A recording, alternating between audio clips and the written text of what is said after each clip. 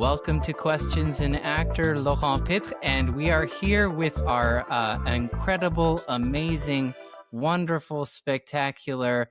Who are you again? My name is Patrick Abellard, sir. Nice to meet you, Patrick Abellard. Great to meet you, Just sir. It kidding. says I Laurent know this Pitre. guy. Yeah, Yeah, Laurent Pitre. I'm the host of this weird podcast that we got going amazing. here that I'm just figuring out as I go. Love But it. I'm really happy to have you, Patrick. You and I go way back, and I know Yeah. so much about you. But Mm. I want other people to know about you. So tell me a little bit about that big question, the who are you? But Hmm. more precisely, like what are the things that make you happiest about who you are today? Wow, my God. Um, what are the things? Who am I? I'm an actor. I'm 30 years old now. I'm based in Montreal. I've been working for 10 years. That's like a quick, I guess, sort of overview of what my occupation is. Um, and my time spent doing that. What am I most happy about the person that I am today? I would say I've spent a tremendous amount of my time and resources learning things about interpersonal relationships, learning things about myself, trying as best as I could to evolve and really like learn from my mistakes. And so I do feel at this time I'm a pretty cool and fun and at least from my perspective, sort of amalgamate of all those experiences and lessons learned from mistakes. Yeah, 100%. And I'd say, you know, I'm really happy with how I show up in my relationships with my family members, my friends, my girlfriend. I'm very happy about my work life, my work and life balance now, I would say. I've been very fortunate with some challenging and new and fun work this year specifically. So I'm tremendously grateful about that. And I think one thing that's like really been sticking with me this year is really like, they say the body regenerates after 7 years. There's a feeling with this year of like, of coming to a head, Hmm, whether that's related to the 7 years or not. Like there's a feeling this year of things sort of culminating in a cool way, of hmm, certain experiences connecting, and sort of like, how they say you everything's for a reason. Well, some of the reasons seem to be appearing at this in this moment in my life for some of the things that I've gone through in the last maybe 4 years or so. So hmm. yeah, that's something that I'm very happy about, and I find, that in a very succinct and profound way, I feel answers the question. Absolutely. You always got the best answers to my deep questions. I do what I Um, can. And so that's a little picture of who you are now and Yeah, and what you've become to this point here today. But I'm curious. I might know some details, but I always love hearing this story, and I always love asking the people I love the questions like this. But I like hearing the story again because there's always new details that emerge. So, absolutely. would you mind telling me what first drew you to acting in the first place, and like what Yeah. that spark was for you? Um, I uh I was actually a jock. Like I was a football guy at high school. And I was always like a class clown, I was always I did this thing in in Sec 3 called Pro Scout. So it's this thing my parents used to listen to radio, and there's this ad on the radio about Pro Scout, this sort of like this it's this event, basically a showcasing event where producers, agents from America, New York, LA would come, and you'd obviously for a fee get an entry and get a time slot, and you get to present a number in front of these people and in front of like an audience of probably like 600 and like kids and parents and Whoa. shit. Yeah. And I did that in Sec 3. I thought, whatever, like I have this dream and I'd like to see where it takes me, kind of. I've always been a fan of Eddie Murphy. I would say Eddie Murphy is a really, really influential sort of person in my life, insofar as driving me to become an actor or be attracted to it, the stage especially.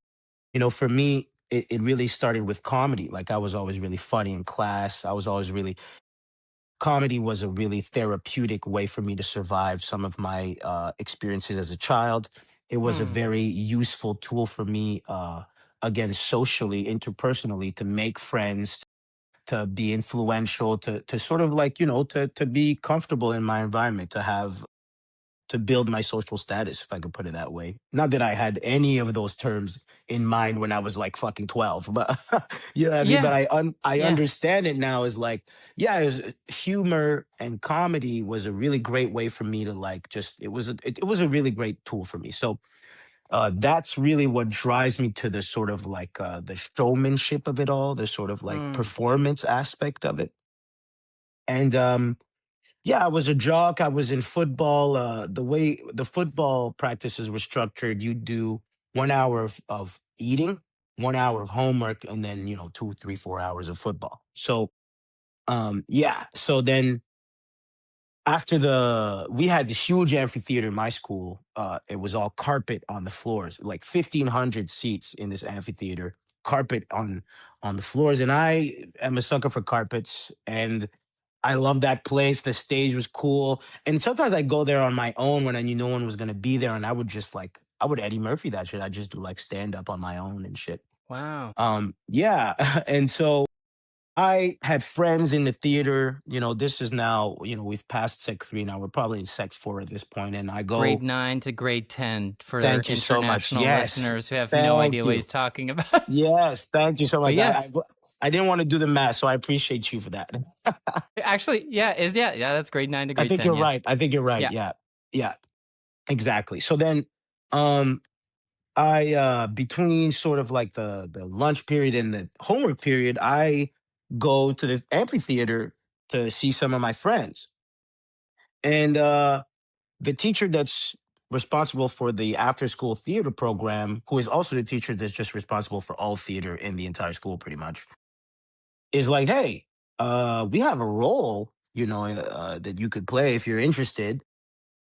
And I was like a shy, out of shape kid, and I was like, like, like, I'm funny in real life. You know what I'm saying? Like, pull up and I'll get you laughing. You know what I'm saying? But Yeah. being on stage and, learning lines, and I was like, I don't think that's for me, dog. So anyway, I was like, I don't think about it. And I think about it, and I'm thinking about the role, and she runs into me in the hallways, and she's always like, hey, think about it. It'll be cool. And I'm like, yeah, yeah, yeah. And my friends are like, yo, I think it'll be cool. I'm like, yeah, yeah, yeah. I'm like, God damn it. And eventually I'm like, fuck it, I'll do it. And I'm playing this role. I remember it was like a really epic entry into the craft, I would say, or into the the world of theater. But essentially, I'm seated on an office chair, getting pushed by two people. Strobe lights. I'm getting pushed on stage, seated like this. I've got sunglasses on, No fur. way. I couldn't Wow. believe it. It was just like it was grandiose. I'm not gonna lie, it was That was your crazy. beginning? That was the That was first one? literally like that was my first play. Not the Christmas Carol, not like a chorus member. No, the king of the world. Like, That's yeah, amazing. Wow. ridiculous. Yeah, yeah, ridiculous. So I'm getting pushed onto this stage. The music is blaring. I got these sunglasses on.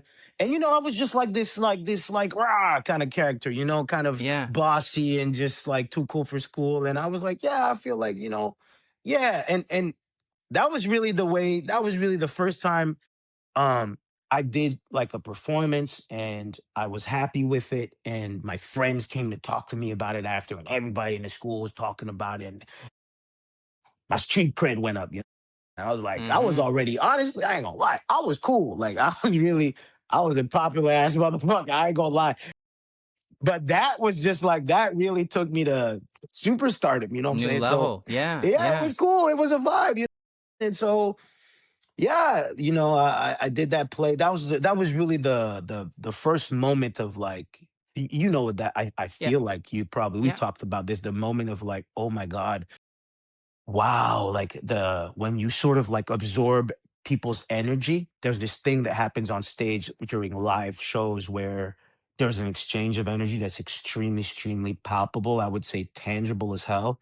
That when you make a whole room laugh, even on a smaller scale, like on stage is just incredible because it's just this sort of like temple for that, right? Where you're on Mm, stage and you're receiving all of this energy. But even on a smaller scale, when you make a room full of people laugh or you make your friends laugh, there's an energy there that fills you up. But yeah, you've got like 400 or 500 people there. Ha ha ha ha. It just, yeah. wow.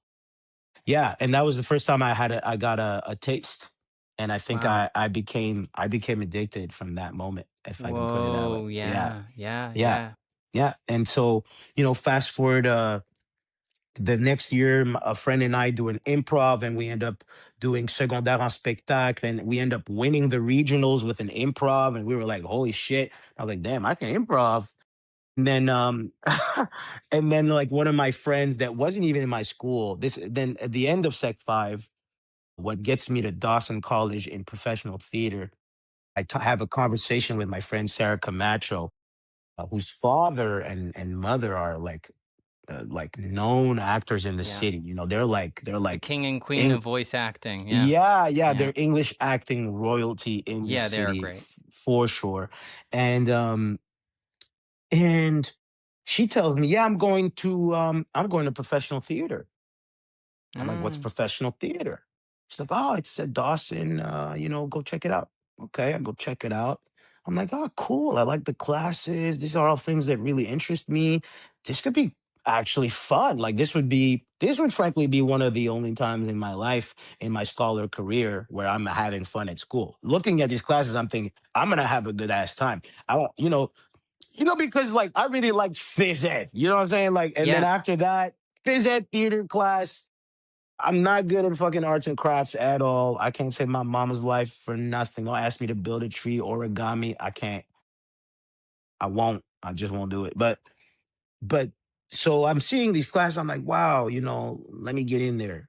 And I have this conversation with my mom because it's a 3-year program, and like every normal 15-year-old, I have massive FOMO. So I'm thinking everybody's going to see it for 2 years. I'm gonna be in that motherfucker for three. Why? I don't want to do Yeah. that. I don't want to fall behind, right? Yeah. And my wise ass mother, God bless her soul, says to me one of the most pivotal sentences I've heard in my existence, in my timeline, which is, "You're 17 years old, Patrick. You have the time. Mm, Even if it took you 5 years, who cares? You think your friends are going to have a straight path to their jobs and have the white picket fence and a wife and the 1.5 kids and a dog? That is not the way life works. You have all this time. This is a moment where a lot of your friends are going to go in all sorts of directions. This is a time for you. If anything, now is the time for you to be in touch with this passion of yours and see if you can make it work. Because if you try and do it later, you might be stuck in a position and in certain situations that prohibit you from having that freedom. Now is a great time for you to pursue your dreams, the best and most optimal time for you to be pursuing these dreams. And I'm still quoting her. I'm speaking through as her. She says to me, "I know you. You will do great in things you're passionate about. mm-hmm. Everything you're not passionate about, you will probably sort of meander at. So Mm, I would rather bet on you going after this thing that I know you're going to invest 100% of yourself into than push you to go do things that will give you financial stability, but you may not see all the way through or push to your best, to your highest and best potential for." mm. Very wise Super, woman, your super, mother. super, super pivotal. Crazy. And I was already always grateful, but it seems to me as the older I get, the more I see how convoluted it is to build an adult life and to manage it, and how complicated it can get and be, and busy and just bogged down with trauma and difficult experiences and surprises and just life, man.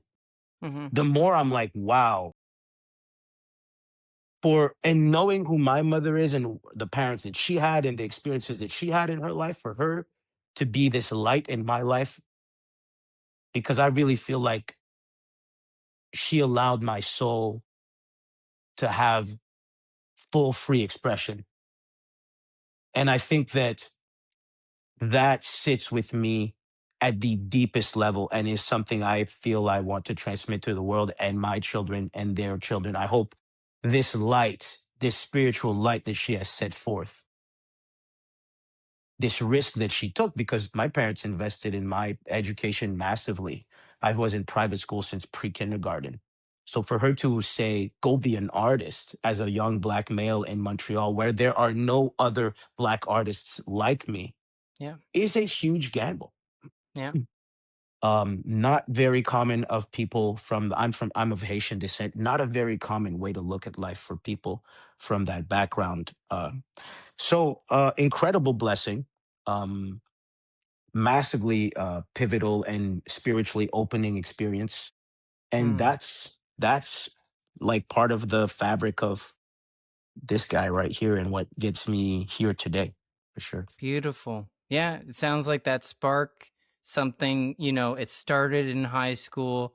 It was beginning to form itself, and there was a moment where you might have put out that fire, but your mom was like the oxygen that blew into that dream, and Hmm. she believed in you. And I think that Hmm. sometimes that's also something that's so important as artists to remember, is to surround yourself with people that believe in your dream, because My there are God. going to be moments where you're going to want to make the safe choice, or and it's always important to have those really good allies that you can turn to in those moments and talk through those things, so that they can remind you, no, you got this, like, Hmm.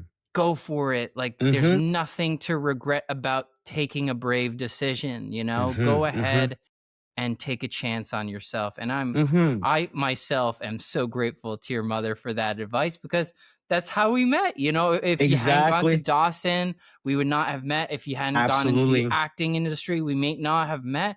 And Absolutely. so everything happens for a reason. And just like I had people who believed in me in my moments, that Hmm. allowed me to believe in the dream, and go, Mm. oh, it's a profession. And Hmm. that's something too that I deeply admire about you, is the person that you've become. Is And it also probably has something to do with, like, the people you surrounded yourself with. I find you're around a lot of great business people too. People that understand that you're not around a bunch of starving artists that are like trying to be all like, ugh, I'm like, I'm feeling it, right? You're around some thriving artists in many different disciplines, whether it be acting, business, all the different spheres of life, fitness. And I Hmm. really admire that. So tell me a little bit about, then when you leave theater school, what happens there, and what do you start to do to start to create this business mindset that I feel like I sensed from you even early on? And what kind of choices did you make, or what kind of moves did you make based on what was happening for you? Because it's Hmm. an interesting market, Montreal, too, right? There's Super interesting. English, French at the same time, and there's theater, there's film, there's voice, there's video games.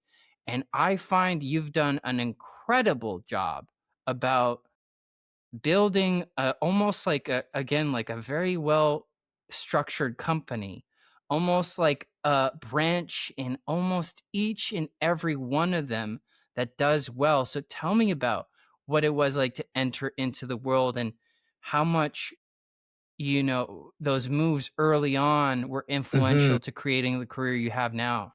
Absolutely. I mean, I want to push, I want to piggyback on something that you said Yes, about, please. as an artist, it's so important to surround yourself with people who believe in your dream. And I want to push that sentence or sentiment like just one step further and say to whoever ends up listening to this, it will be determinative who you surround yourself with in your life in general. It doesn't matter what your occupation is, especially your life partner. But insofar as your friends and your family members, There is nothing that you need to accept that isn't acceptable. There is always a space for you to establish boundaries. And if you have to be the one to better yourself so that you can better the ones around you, do that for yourself. That is the best service you can do to yourself and your family. But to answer your question directly about what I think, I've always had a business mindset. I've always been interested in business. My parents are very entrepreneurial people. They've been entrepreneurs their whole life. So I've been exposed to that mindset. My mother is very artistic, so I think that sort of also really shone upon me as an influence in building my personality. My parents are also people who invested in my private schooling because they believe in having a strong network. They believe in being surrounded, like you said, by people that have a strong net worth. Mm, They believe in yeah, the sort of like the streamline that is created by growing up with the influencers of tomorrow and the people who might end up being the presidents of certain companies or the leaders of the world tomorrow. So I think that that's what I mean, I know that that was sort of the mindset behind putting us in these more exclusive environments in terms of our elementary schooling, to allow us to create real bonds with people that that that further on in life we could associate with, and that might help us amplify whatever our dreams are, and that we might help amplify their own dreams as well. mm, um I think that, when I got out of school, I was lucky enough, almost before I graduated, I had an agent. Like the last couple of months, I did the QDF, Quebec Drama Federation, which is the showcase for all of the English theater graduates every single year. And sometimes agent, basically you do a showcase in front of all the artistic directors for the theater companies. And my agent was at that. She goes every year to scout new talent. She saw me, and she approached me, and we got to talking, and I signed her. And ironically enough, so funnily enough, before I even graduated, because I had this business mindset of like, mhm, I don't want to be a starving actor. Like, I believe in making money. I believe in the importance of having money for your mental well-being, for your mhm, physical well-being, for everything. So I was like, I sort of dissected the market in two lanes, French and English. And in each lane there are cross streets. So on both sides there are the same amount of cross streets, which will include um, video games, which has an even further. There's like a little cul-de-sac at the end of the video game street that would be motion capture. mhm, mhm, Come back to Main Street, keep going to the next block, TV, next block, movies, next block, dubbing, right? mhm, And then next block in you have what they call I'm not sure how they say it in English, but in French it's called surimpression, which is basically you're just like uh you're sticking the English language, or you're sticking whatever language you want onto the original track as opposed to replacing it. And I'm not sure how mm, they call that in English, because ironically I don't do much of that work in English. It only happens in French here. But in the spirit of not being broke, and also like realizing that I had several aspirations. Like, I love voice acting, like I love it. I've been watching French dubbed movies my whole life, thinking to myself, being this very bilingual person, listening to the original and listening to the new one, going, that's not what he said in English at all. That was kind of lost in translation.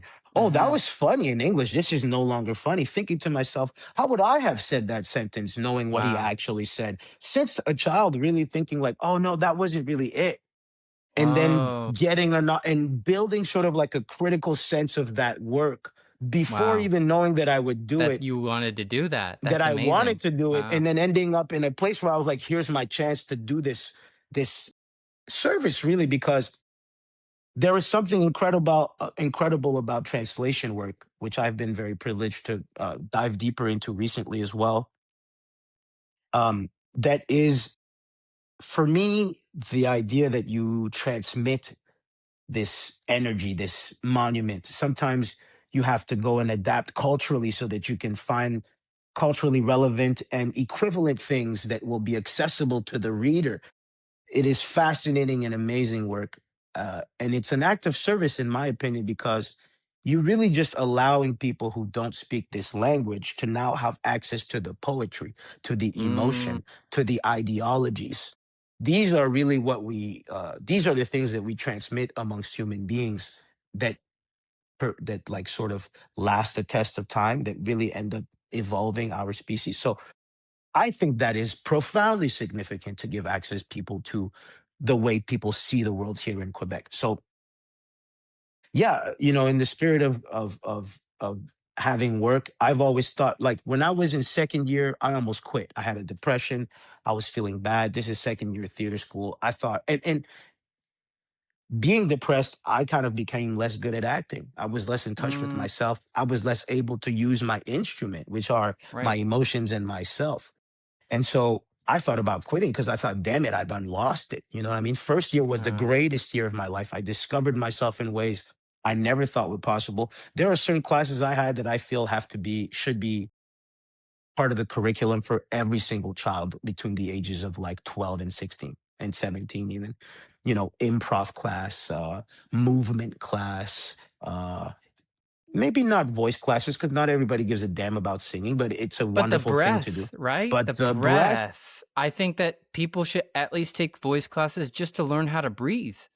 Because it's absolutely. so important to breathe from our diaphragm or to notice where you're holding tension in your body because Hmm. it literally creates disease or people have Literally. throat conditions or nose conditions just because they're improperly breathing. So if Hmm. anything, like you said, I highly think that just like you said, everyone in the world should have a year of theater school training, and so anyone who does theater school doesn't end up being an actor. I find they always have a thriving sort of life because of it, Absolutely. because it's indispensable type human education that everybody should have.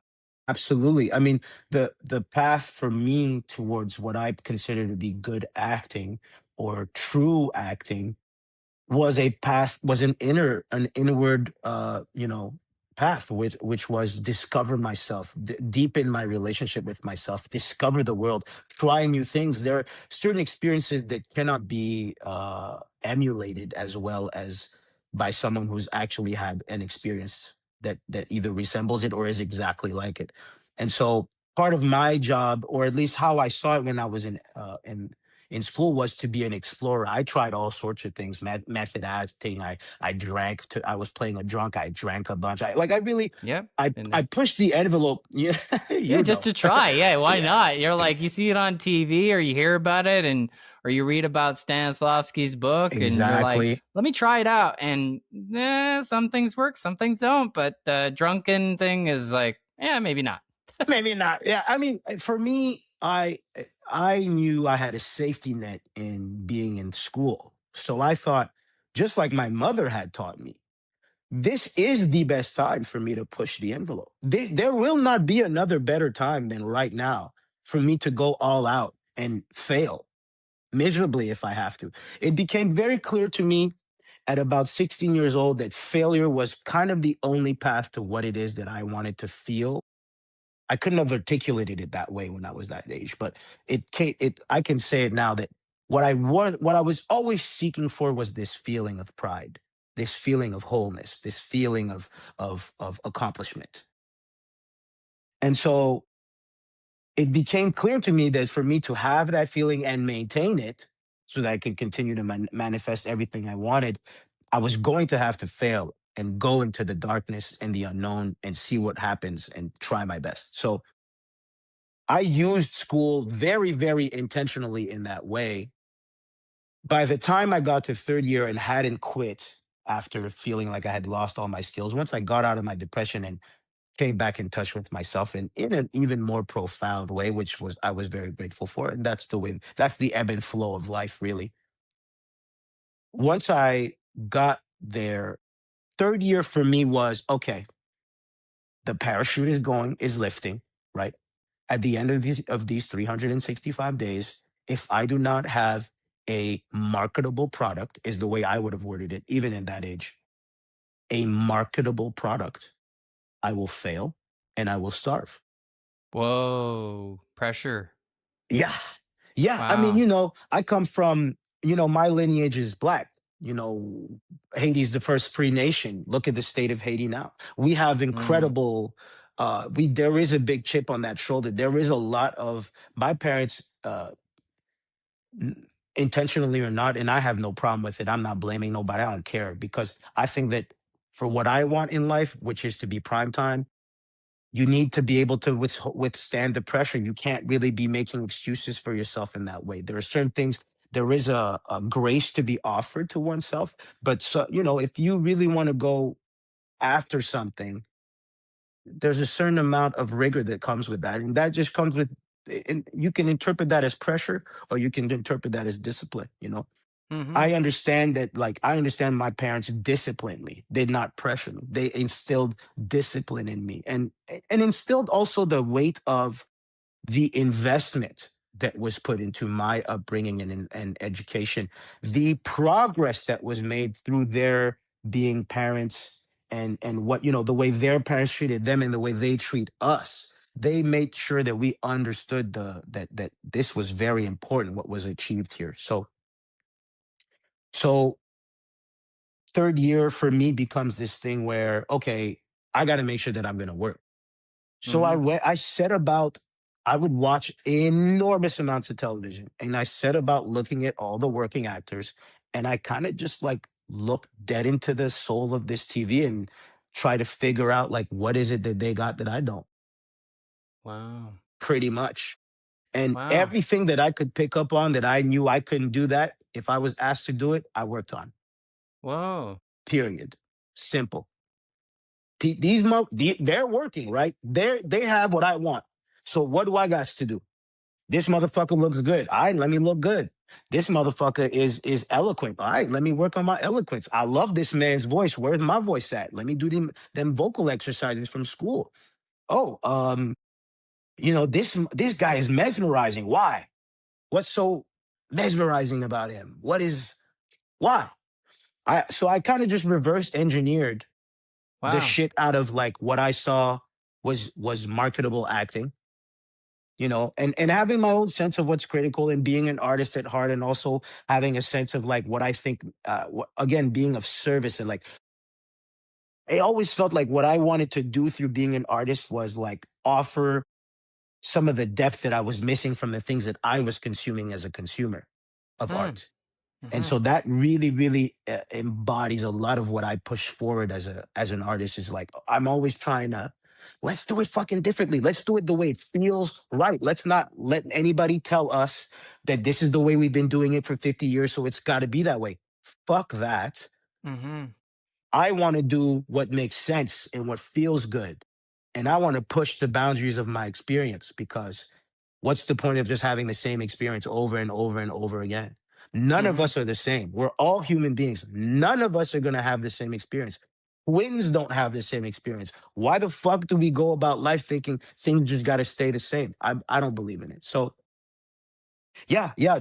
I would say that business mindset came really from the idea that I don't want to starve, you know, and then moving forward in that, I did, I was also I'm just a creative man. I'm an artist at heart. I love having an edge. I love pushing the envelope. I would make movies with my self tapes, Mhm. and we even when I and I thought to myself, it doesn't matter because people are scared. They're like, oh well, people told me to do this and I don't know. And I'm like, think about it, bro. If you are Yes. sitting there watching 100 self-tapes in front of a white wall, Yes.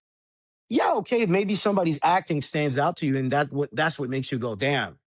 Mhm. But maybe somebody with an insane amount of creativity makes you go, God damn. Mhm. And I know I've booked work like this. I know that when I didn't book the work, and this was also a way for me to distinguish myself, just for them to remember me. You realize that the world works in people work with who they know, unfortunately. That's just the way it is. It's kind of like when you try and work in a restaurant. What do all the restaurants tell you? Do you have restaurant experience? And then you Mhm. say, no, I don't. So they say, sorry. And then you're like, Yeah. well, How the fuck am I going to get restaurant experience if nobody at a restaurant wants to hire me because I don't have restaurant experience? Wow. Right.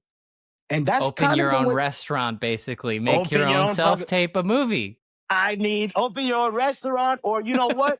Call your cousin that you know works in a restaurant. Get Yes. him to get you in. Get some real life experience. Yeah, Right. some Or parallel experience, or yeah, volunteer, tried things out. Yeah, you got to pull move up at things for this yourself. pull up at this rest. I mean, usually what they have you do is just start as a fucking busboy. You got to eat shit. Yeah.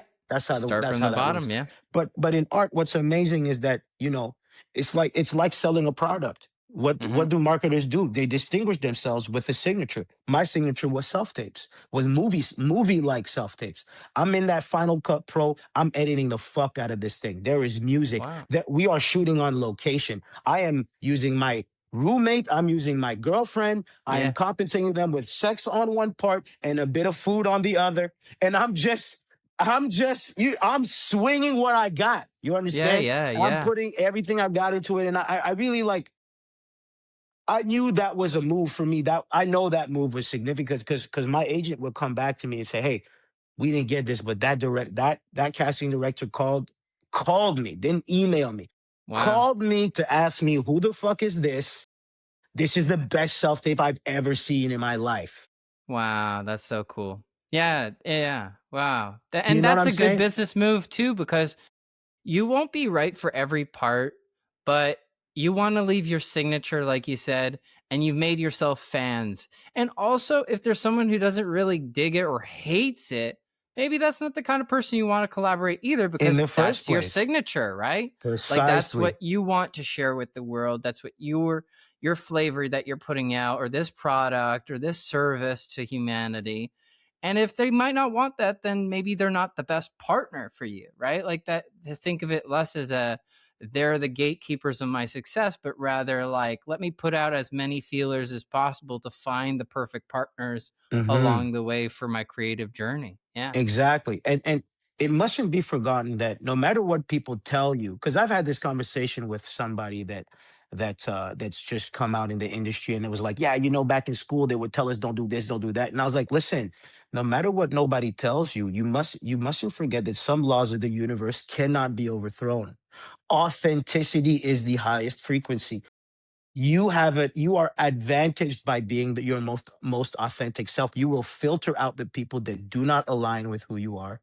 And that's not to say, sometimes you need to grow as well, and so you can access some of the things that you want. But authenticity is a very great compass. My being authentic, at the very least, you want to go out there and just fucking be memorable at the end of the Yeah. day. Yeah. Because, like I said, most people will work with the people they remember, period. You could be great, but if that guy doesn't remember you, he's going to hire somebody that's equivalent, maybe a little better, maybe a little less than you, but he knows that person and he has experience with that person. And that's just the way the world is. People want to work with who they know. Absolutely. Patrick, I did want to, just so people know that you're not just talking out of your bum, I have a list here of the things you've done. Certain film roles you've done To Catch a Killer, you've done We Are Zombies, Tales from the Hood 3, you've done La Chute de l'Empire Américain, and TV you've done Plan B, both in English and in French, I believe, Yes, sir. Contre-Off, La Candidate, Dernière Seconde, Agence Brainstorm, and on stage you've done Choir Boy, Paradise Lost, Manuel de la Vie Sauvage, King Dave, which toured the entire province of Quebec.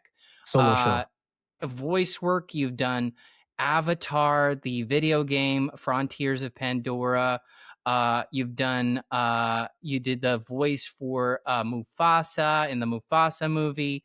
You've won, the outstanding lead performance for King Dave. You won many prizes and many nominations. So I do want people to know that this is advice coming from someone who isn't just talking like with this Uh-huh. like level of confidence, and I've seen it put to practice.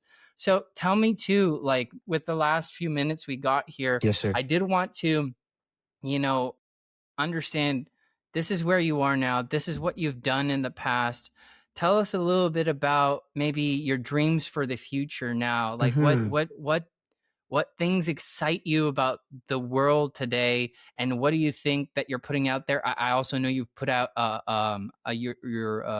vlog, a kind of Yes, sir. Yeah, video yeah. We have our show own show. too. So Yeah, tell me yeah. all about those things that you got coming out and that you're Hmm. excited about, because I think that the world needs to see more of Patrick Abellard. It's honestly it's and you're on literally the show of the New Year's Eve show for Quebec, which is a huge deal in Quebec.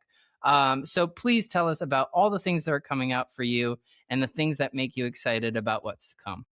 Well, first of all, I just want to say thank you very much for your kind words, brother. I really appreciate you. I'd say, I just concluded a shoot on this show called Alice, which is a show that is collaborating. It's a collaboration between France, Canada, Belgium, and probably a bit of the US. It's going to be Wow. released on HBO Max. Wow. Yeah, it's this 6 episode period piece.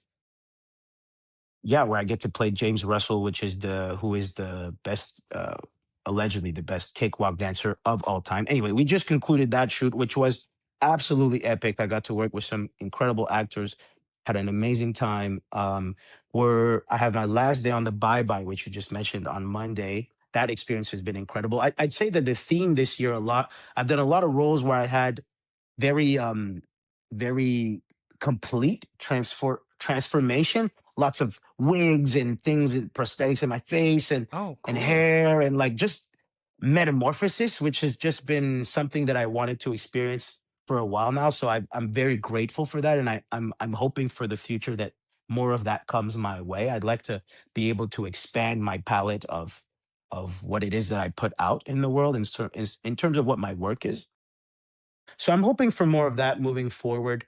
Um, I feel like, I just want to keep being a part of really, really amazing projects, working with extremely passionate individuals who are super pro and just elevating my own sort of like work ethic and and yeah, elevating the quality of my work as well. That's really what I'm focused on right now, making my life a little more simple day by day and building on what I've the last 10 years and seeing, trying to really expand that star. I want to do more English work.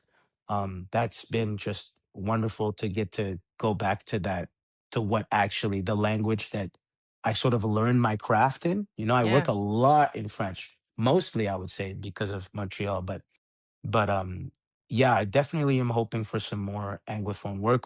I've had some interesting conversations with some friends that have I feel um, I feel that they've advised me intelligently. So I have certain things, Good. some homework to do for sure. Cool, Um, man. if for this expansion, but yeah, that you also mentioned the show. Um, we decided to self-produce this log-like show thing that we got going on. Yeah. It's hard to sort of put a name on it, but it makes us feel amazing. We love creating the content. Yeah. I love watching the content, as self-indulgent as that might make me. I just like, because for me, like I said earlier, for me, I want to be putting out things that resonate with me. So many times I hear artists say things like, "Oh yeah, this album was great, but that's not really what I wanted to do. This is what the label made me do.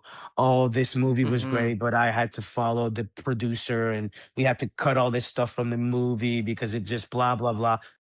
And I understand the business aspect and I respect all of it. And it is what it is. But for as long as I can have the control and be sovereign in that sense, I want to be putting out things that make me happy and make me go, fuck yeah, this is cool. And so my friend Mm. and I got together and we were like, hey, we started just shooting shit at the wall. Like, let's just meet up and film some shit and see, you know?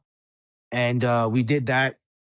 We built it. We were like, wow, this is great. And we just kept going. And Yeah. we kept curating the experience as we went forward. And it became sort of like this structured thing that I was like, yeah, this makes sense. This is how we're going to do it. This is going to be our structure. And we shot like 7 episodes of it, all auto financed. The idea was we don't want to be waiting for people to give us work. There are certain things that we can be doing with ourselves. We have means now. We have funds. We're in a great position socially. We know a shit. We have access to a shit ton of very popular, very known humans. Let's leverage that. Let's make something that's ours. Let's take control of our destiny. And that was sort of like the that was really the starting point for that project. And so now Love we're that. finally it's finally coming out. We've hired, my friend already had a sort of videographer that he had on payroll. So that guy is Hmm. our guy. Um, we hired a marketing guy. Um, we're really trying to make this into a thing that we can leverage and live out some of our other dreams as well. Love that. So, with the last couple of minutes we got here, please tell us where these people can find you. Like, plug your socials, plug the names of Yeah. the places that people can find you or watch the show En Cavale, this talk show, buddy comedy, guest kidnapping kind of show that you got Yeah. going. Tell us It's like all a about ride those along. things. Yeah. Yeah, well, so Alcavat is like this ride along sort of vlogish. We take people on an adventure. We take an artist that usually sometimes we either know them really well or like we're meeting them. We kind of have access to them through a friend. So we're like, oh, this person would be cool to have on a show. Let's meet up with them. And then we take them on a cool experience. Like it could be skydiving, it could be go-karting, it could be indoor skydiving, it could be what else did we do? We went like a ninja factory. Oh my And God. then, yeah, and then because my friend that I do this with, the other sort of host of the show, he's a chef, right? So then we go sit at a place that he chooses that serves food, and we have an interview portion. And what's great about the setup is that you get to experience this thing together, and then when you come out of it, you get to have an intimate, real conversation. The walls are down; it's easier for us to get up close and personal. Love that. You can follow that series on Instagram, En Cavale Série. You can follow me, Patrick Abellard, just Patrick Abellard, my full name, on Instagram at Patrick Abellard. We have a YouTube channel as well for the series, En Cavale on YouTube. Please go subscribe. You're gonna get. We're gonna eventually come out with some like some footage that isn't released, some like behind the Nice. scenes stuff. We're gonna be doing all sorts of cool shit. So definitely, those are the places you can find me. Those are the places that I'm easiest to find. Patrick, thank you so much. It has been such a pleasure, my friend. You were awesome. You are incredible. You're magical. And so many people will learn so much from what you just shared here today. So thank you so much. Thank you, This brother. has been Questions and Actor, Laurent Pitre. And please, if you have any questions for me or for Patrick, please drop them in the comments. And myself and Patrick will do our very best to answer as many of your questions as possible and start this conversation. I think that that's the main reason why I did this podcast again, is because it's a conversation that I wanted to share with the world. And they're people that I love in this world and that I've worked with or that I've met or that I want to meet. And that this is, I think, a perfect way to sort of put their stories out there and continuously help their dreams come true. And thank you for Hmm. making this dream come true, Patrick. Of I'm course, very, very brother. grateful for to you. Thank you for having me so much. And scene.